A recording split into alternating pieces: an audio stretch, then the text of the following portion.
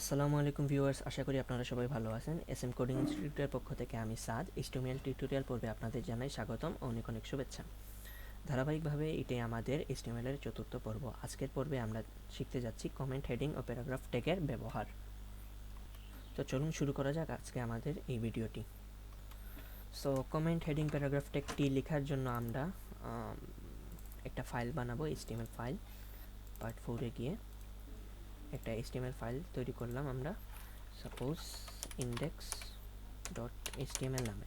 File তৈরি করা আমি আগেই বুঝাইছি এবং এক্সটেনশন জিনিসটা কি আমি আগেও বুঝাইছি। আগের ভিডিওগুলো আপনারা দেখে আসলে এই জিনিসটা বুঝতে পারবেন। সো আমি এটাকে নতুন সাবলাইম টেক্সটে ওপেন করতেছি।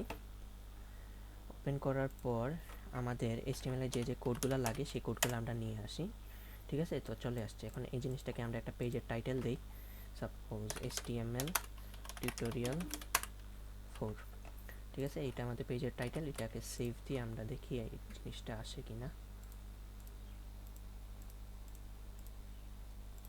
ওপেন করে দেখি, দেখেন HTML টিউটোরিয়াল 4 এই পেজের টাইটেলটা চলে আসছে, অর্থাৎ আমাদের এই পেজটা কাজ করতেছে। সো এখন আসেন আমাদের ভিডিওর প্রথম পর্ব, যে কমেন্ট জিনিসটা কি। সাধারণত আমরা কমেন্ট বলতে বুঝি কি, যেমন মন্তব্য করা, মতামত দেওয়া, এই জিনিসপত্রগুলো।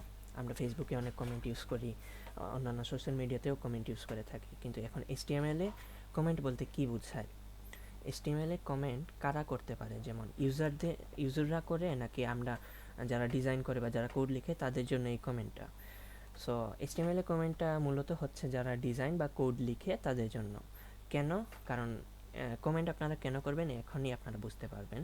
সাপোজ এই ধরেন একটা HTML এর টেমপ্লেট, একটা কোড, অনেক কোড লেখা এখানে।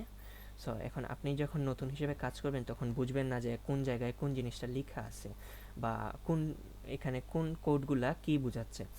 সো এই জিনিসটা থেকে মুক্তি পাওয়ার জন্য আমরা ইউজ করে থাকি কমেন্ট। অর্থাৎ এখানে দেখেন অনেক জিনিস আছে। এখন আপনি যদি এই জায়গায় লিখে রাখেন যে এই সেকশনে কি লেখা আছে কমেন্টের মাধ্যমে, তাহলে পরবর্তীতে যখন আপনি এটা নিয়ে কাজ করবেন তখন আপনি কমেন্ট পরে বুঝতে পারবেন যে না, ও আচ্ছা, এই জায়গার মধ্যে আমি এই কাজটা করছি, এবং ইজিলি আপনারা আসলে বের করতে পারবেন যে কি কাজ হচ্ছে না হচ্ছে। তো এইটার জন্যই মেইনলি কমেন্ট ট্যাগটা ইউজ করা হয়। এখন কমেন্ট জিনিসটা আপনারা কিভাবে লিখবেন? সাপোজ এখানে আমি একটা জিনিস লিখলাম হ্যালো।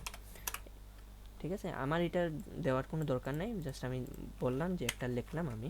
এখন এই জিনিসটাকে যদি আমি সেভ দিয়ে ব্রাউজারে রান করি, তাহলে দেখেন হ্যালো কথাটা কিন্তু চলে আসতেছে। কিন্তু আমরা যদি কোনো জিনিসে কমেন্ট করে রাখি সেই জিনিসটা আমাদের ব্রাউজারে দেখাবে না।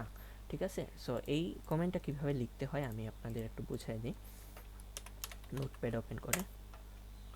সো কমেন্ট ট্যাগটা, যেহেতু এইটা HTML এর মধ্যে একটা কমেন্ট করা বোঝায়, তো এটাকে একটা কমেন্ট ট্যাগ বলা যায়। এটা একটা ব্যতিক্রমধর্মী কমেন্ট, একটা ট্যাগ যেটাকে লেখা হয় এরকম, লেস দেন, তারপর এক্সক্লেমেটরি সাইন, দুইটা ড্যাশ, ঠিক আছে, তারপর আবার দুইটা ড্যাশ, তারপর গ্রেটার দেন সাইন।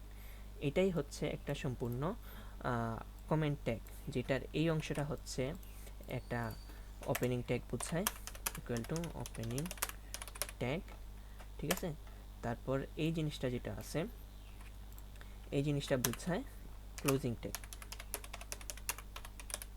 ঠিক আছে, এখন এই জিনিসটার মধ্যেই আমাদের কমেন্টটা থাকবে, অর্থাৎ আমরা যে জিনিসটা কমেন্ট করে রাখতে চাচ্ছি। সো খুবই সিম্পল, আমরা এখানে একটু প্র্যাকটিক্যালি দেখি। সাপোজ হ্যালো কথাটাকেই আমি কমেন্ট করে রাখতে চাচ্ছি, তো এটার জন্য আমি কি করব? প্রথমেই লেস দেন সাইন, তারপর এক্সক্লেমেটরি, তারপর দুইটা ড্যাশ, সরি। ঠিক আছে, তো এটা দেওয়ার পর একটা জিনিস দেখেন, এরপরে যে জিনিসগুলো আছে সবগুলোই ডার্ক হয়ে গেছে। এই ডার্ক হওয়া মানেই বোঝাচ্ছে যে কমেন্ট, সে ধরতে পারছে এটা একটা কমেন্ট। ঠিক আছে, কিন্তু এখানে আমরা দেখেন যে ওপেন করার পর এই জিনিসটার পরে যাই থাকবে সে সবগুলোকেই কমেন্ট আকারে ধরে নেবে। ঠিক আছে, তাই এখন আমরা বুঝতে পারবো যে এই জিনিসটা এন্ড করার কথাটা প্রয়োজন, কারণ আমরা এটাকে এন্ডিং ট্যাগ দিয়ে এন্ড করে দিলাম। সো এটাই হয়ে গেল আমাদের একটা কমেন্ট। ঠিক আছে, এখন যদি আমরা এটাকে সেভ দিই, দিয়ে ব্রাউজারে রান করি, দেখেন এই হ্যালো কথাটা আছে, এখন এটা থাকবে না। ঠিক আছে, এটা গায়েব হয়ে গেছে। বাট আপনারা যদি দেখতে চান এই যে আমরা এটা লেখছি, এত কষ্ট করে লিখলাম, এটা কি কোথাও পাবো না? আমরা পাবো। সেটাকে যদি আমরা একটু ইন্সপেক্ট এলিমেন্ট করি তাহলে দেখতে পারবেন এই ট্যাগটা আমরা বডির ভিতরে লিখছিলাম। সো এইটাকে যদি আমরা একটু এক্সটেন্ড করি তাহলে দেখতে পারবেন এই যে আমরা একটা কমেন্ট ইউজ করছি, ঠিক আছে? হ্যালো কথাটা এখানে চলে আসতেছে, বাট ব্রাউজারে দেখাচ্ছে না। সো আশা করি আপনারা বুঝতে পারছেন যে আমরা কমেন্ট ট্যাগটা কেন ইউজ করব, কিভাবে ইউজ করব এবং কিভাবে এই কমেন্ট কোডটা লিখতে হয়, ঠিক আছে? তো চলুন এখন আমরা দেখি প্যারাগ্রাফ হেডিং ট্যাগটা। এটা আমরা আগেও দেখছি, ঠিক আছে? এখন আমরা হেডিংয়ের কিছু এক্সাম্পল দেখব। তার আগে আমরা একটু কমেন্টটা যদি ইউজ করি, যেটা আমরা এইমাত্র শিখলাম। কমেন্ট ট্যাগটা আমি লিখলাম, আমি বললাম যে example of headings in HTML, ঠিক আছে? এই কমেন্টটা আমি করে রাখলাম, যেটা দিয়ে বোঝাচ্ছে যে নিচে আমি কয়েকটা এক্সাম্পল দিচ্ছি হেডিংসে, হেডিং যতগুলো আছে। তো আমরা আগেই দেখছি, আমরা ট্যাগের লিস্টেও দেখছি হেডিং ট্যাগটা H1 থেকে শুরু করে H6 পর্যন্ত আছে, ঠিক আছে? তো এইটাকে আমি ডুপ্লিকেট করি।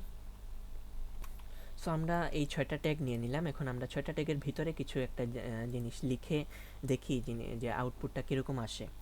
সো সাপোজ আমি লিখলাম যে, একটা minute, this is an example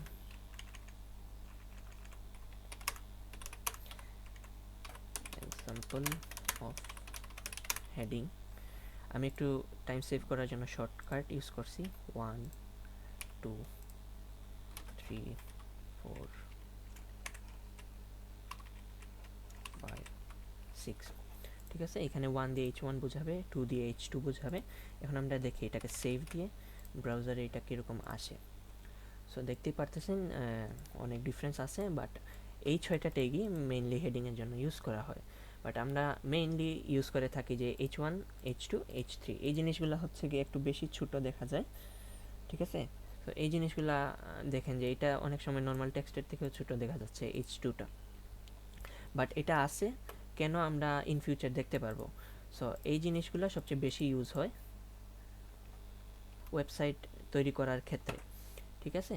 so আমি যদি এখন একটা ওয়েবসাইটে যাই, প্রথম আলোতেই যাই, এখানে দেখেন যে মানে এটা একটা টাইটেল হিসেবে আছে হেডিং আকারে, আবার এটাও একটা আছে, কিন্তু এই দুইটার মধ্যে একটু চেঞ্জ আছে, এটা একটু বড়, এটা একটু ছোট। সো এই ট্যাগগুলো মেইনলি এটার জন্যই দেওয়া হয়েছে যে একটা বড় একটা ছোট, এক একটার এক এক জন্য এক এক কারণে দেওয়া হয়েছে। তো এখানে যদি দেখেন যে জিততে চলেছে বাইডেন, এই জিনিসটা আমরা দেখতে পারতেছি যে H2 ট্যাগের মোটামুটি সমান আকারে আসছে। সো এই জিনিসটাকে যদি আমরা আনতে চাই আমাদের এখানে, যে এখানে যেরকম আছে এটাকে যদি আমরা আনতে চাই, তাহলে আমরা আমাদের টেক্সট এডিটরে H2 দিয়ে দেখি। আশা করি আপনারা এই এক্সাম্পলগুলো বুঝতে পারছেন। সো আমি এটা কেটে H2 দিয়ে লিখলাম যে জিততে চলেছে মেবি ছিল, চলেছে বাইডেন, ঠিক আছে? এখন এই কথাটা কীভাবে শো করাবে আমরা দেখি। জিততে চলেছে বাইডেন, আমরা এটার মতো নিয়ে আসতে পারতেছি। এখানে একটু চেঞ্জ আছে ফন্টের জন্য, এটা নিয়ে এত টেনশন করার কিছু নেই। আমরা যখন সিএসএস পড়বো বা সিএসএস শিখবো, তখন এই জিনিসগুলো আমরা ইজিলি আনতে পারবো, ঠিক আছে? সো আমরা আনতে পারছি। এখন আশা করি আপনারা বুঝতে পারছেন যে হেডিং ট্যাগগুলো কোন সময় আপনারা H1 ইউজ করবেন, কোন সময় H2 ইউজ করবেন, ঠিক আছে? এখন আসেন আমরা দেখি যে প্যারাগ্রাফ ট্যাগের ইউজটা। আমরা প্যারাগ্রাফ বলতে কি বোঝাই? আসলে আমরা ছোটো থেকে অনেক প্যারাগ্রাফ ইংলিশে লিখে আসতেছি, আমরা বাংলায় যেটাকে অনুচ্ছেদ নামে চিনি। সেই জিনিসটাকে আমরা আমাদের ওয়েবসাইটে ওয়েব পেজে কীভাবে আনবো, জাস্ট পি ট্যাগটা ইউজ করলেই একটা প্যারাগ্রাফ বোঝায়, ঠিক আছে? এখন এটার ভিতরে আমরা যদি প্যারাগ্রাফ লিখি, সাপোজ আমি কিছু ডেমি টেক্সট নিয়ে আসি, ধরেন ইপসাম, এই জিনিসগুলো হচ্ছে একটু ফ্রি টেক্সট, এটাকে ডেমি টেক্সট বলে। এগুলো আপনারা ইউজ করতে পারবেন বিভিন্ন পারপাসে আপনারা যখন অ্যাডভান্স লেভেলে কাজ করবেন। সাপোজ অনেকগুলো জিনিস আমরা অনেক বড় একটা প্যারাগ্রাফ লিখে ফেলছি, ঠিক আছে? এখন এই জিনিসটাকে আমরা আমাদের পেজে নিয়ে আসবো পি ট্যাগের মাধ্যমে। এখন আমরা যদি সেভ দিই এটাকে, রান করি, দেখেন একটা প্যারাগ্রাফ আকারে চলে আসতেছে। সো এটা খুবই সিম্পল, এখানে না বুঝার মতো কোনো জিনিসই নাই। আমরা জাস্ট প্যারাগ্রাফ ট্যাগটা ইউজ করছি, যার জন্য এটা একটা প্যারাগ্রাফ আকারে চলে আসছে। ঠিক আছে, এখন মনে করেন যে এই যে গ্রাফিক্স ও ওয়েব ডিজাইনের পরে আপনি চাচ্ছেন এইটা একটা প্যারাগ্রাফ হবে। ঠিক আছে, তারপর এটা আরেকটা প্যারাগ্রাফ হবে। সো এটা আপনি কি করলেন, চাইলেন যে এন্টার দিয়ে এটাকে নিচে নামাই দিলেন। এখন চাচ্ছেন যে এই জিনিসটা কাজ করবে। দেখেন এটা আসলে কাজ করে কিনা। সেভ দিয়ে যদি এখানে রিলোড দেন, দেখেন এখানে কিন্তু কাজ করতেছে না। কেন করতেছে না? কারণ এই সম্পূর্ণটা একটা পি ট্যাগের ভিতরে আছে। ঠিক আছে, অর্থাৎ এই পি ট্যাগের ভিতরে আপনি যাই দিবেন সব একটা অনুচ্ছেদ বা একটা প্যারাগ্রাফ আকারে আসবে। এটাকে আপনি যতই এন্টার দেন কোনো কাজ করবে না। সো এটাকে যদি আমরা আলাদা আলাদা প্যারাগ্রাফ হিসাবে বুঝাইতে চাই, তো সিম্পলি আমরা এখানে জাস্ট পি ট্যাগটা শেষ করব, আবার এই জায়গায় পি ট্যাগটা শুরু করব। ঠিক আছে, তো এটা ইউজ করার পরে দেখতে পারবেন যে সেভ দিয়ে যদি আমরা রান করি, তাহলে দেখতে পারবেন যে দুইটা প্যারাগ্রাফ হয়ে গেছে। সো আশা করি আপনারা বুঝতে পারছেন যে হেডিং ট্যাগ এবং প্যারাগ্রাফ ট্যাগগুলোর ইউজটা। ঠিক আছে, সো এখন আমি জাস্ট পি ট্যাগের মধ্যে একটা অ্যাট্রিবিউট ইউজ করতে চাচ্ছি। যেহেতু আমরা অ্যাট্রিবিউটের লিস্ট দেখছি, জাস্ট একটা জিনিস দেখি যে এটা কীভাবে ইউজ করতে হয়। আমি আগেই বলছি অ্যাট্রিবিউট কীভাবে লিখতে হয়। সো পি ট্যাগের মধ্যে একটা অ্যাট্রিবিউট কাজ করে হচ্ছে গিয়ে অ্যালাইন। ঠিক আছে, সো এখানে দেখেন অ্যাট্রিবিউটটার নাম লিখছি, ইকুয়াল দিছি, তারপর কোটেশন দিছি। এখন অ্যালাইনের ভ্যালু কী কী হয়? অ্যালাইনের ভ্যালু হয় টপ, রাইট, সেন্টার, জাস্টিফাই, এরকম। ঠিক আছে, সো এটাকে যদি আমরা জাস্ট সেন্টার সেন্টার দিই, দিয়ে সেভ করি, তাহলে কি হবে? এই অ্যাট্রিবিউটটা কী কাজ করবে এখানে একটু দেখেন। এই কাজটা করতেছে। ঠিক আছে, এখানে সব কিছু সেন্টারে চলে আসছে। সো বুঝতেই পারতেছেন এখানে এই অ্যাট্রিবিউটটা ইউজ করার ফলে এই অ্যালাইনগুলা, এই টেক্সটগুলার অ্যালাইনমেন্টটা সেন্টার হয়ে যাচ্ছে। এটা যদি আমরা ইউজ না করি, তাহলে আগে দেখছি যে এইগুলা এরকম ছিল, অর্থাৎ ডিফল্টভাবে এটা লেফট অ্যালাইন হয়ে আছে। এখন আমি যদি এখানে অ্যালাইন লেফট করে রাখি, তাহলে কি হয় দেখি আগেরটা আসে কি না। আগেরটাই রয়ে গেছে। ঠিক আছে, সো অ্যালাইন আসলে পিটেকের মধ্যে কাজ করে অ্যাট্রিবিউট, বাট অ্যালাইনটা HTML5 এ সাপোর্ট করে না। সো এই জিনিসটা আমরা ইউজ করব না। যদি খুব বেশি প্রয়োজন হয় তাহলে আমরা CSS দিয়ে সেটাকে কাজ করায় নিব। ঠিক আছে,